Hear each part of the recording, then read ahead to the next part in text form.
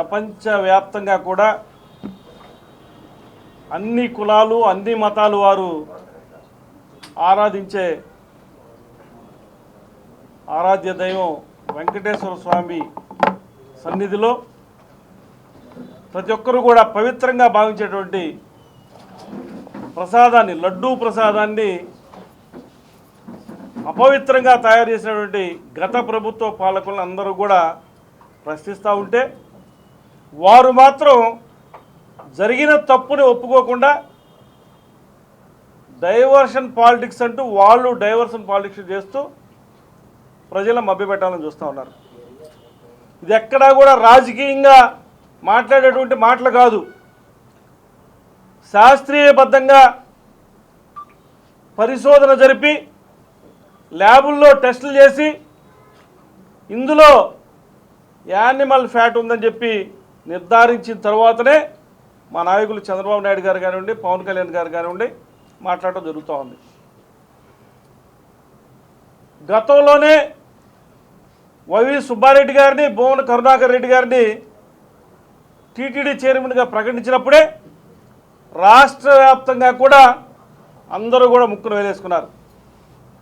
అన్య మతస్థులకి TTD chairman పదవి ఇవ్వచ్చా, మీరు ఎలా ఇచ్చారు, ఏ ప్రాతిపదికన ఇచ్చారని చెప్పి అడగడం జరిగింది.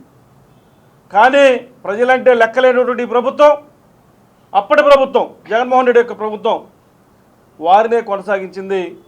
దాని పర్యవసానమే ఈ రోజున 5 సంవత్సరాల పాటు తిరుపతి లడ్డు అపవిత్రమైంది. వారు తప్పు చేసినా కూడా, ప్రజల్ని మభ్యపెడుతున్నా కూడా మా నాయకుడు పవన్ కళ్యాణ్ గారు ప్రభుత్వం తరఫున ప్రజలందరినీ కోరుతూ ఉన్నారు. అందరూ కూడా మనం ప్రాయశ్చిత్త దీక్ష చేపట్టాలని ఆ దేవదేవుడిని కోరుకుంటూ ఆయన నిన్న ప్రాయశ్చిత్త దీక్ష చేపట్టడం జరిగింది.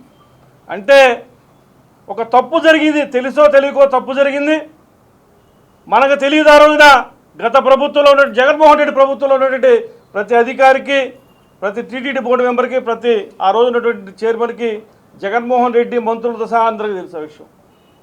వారు చేసిన తప్పులకి మనం ఈ రోజున ప్రాయశ్చిత్త దీక్ష చేసి దేవదేవుడిని వేడుకుందాం, ఆ తప్పును క్షమించమని ప్రజలందరి తరపున అని చెప్పి ఆయన ఒక దీక్ష చేపట్టాం.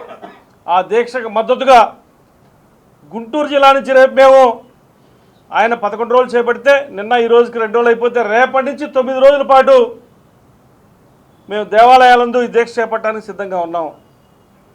రేపు 111 మందితో ముందుగా గోరంట్ల వెంకటేశ్వర స్వామి దేవాలయంలో ఈ దీక్ష చేపట్టబోతా ఉన్నాం. తరువాతి కార్యక్రమం గుంటూరు పట్టణంలో ఉన్నటువంటి ప్రతి దేవాలయాన్ని సందర్శించి ఈ దీక్షను కొనసాగిస్తూ, అంటే 9 రోజులు ఎవరైతే ఉండగలుగుతారో వారు ఉండొచ్చు. దీక్ష చేపట్టిన తర్వాత దైనందిన కార్యక్రమాలు వాళ్ళు చేసుకోవచ్చు.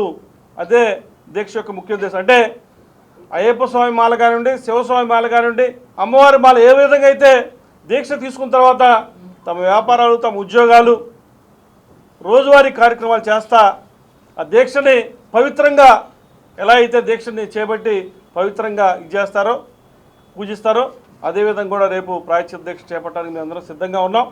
111 మందితో రేపు పొద్దున వెంకటేశ్వర స్వామి అన్నపూర్ణనగర్లో ఉన్నటువంటి గోరంట్ల అన్నపూర్ణనగర్లో ఉన్నటువంటి వెంకటేశ్వర స్వామి దేవాలయంలో మేము దీక్ష చేపట్టబోతా ఉన్నాం. ఇవి ఆఫ్ చేయండి అమ్మా అన్నాడు.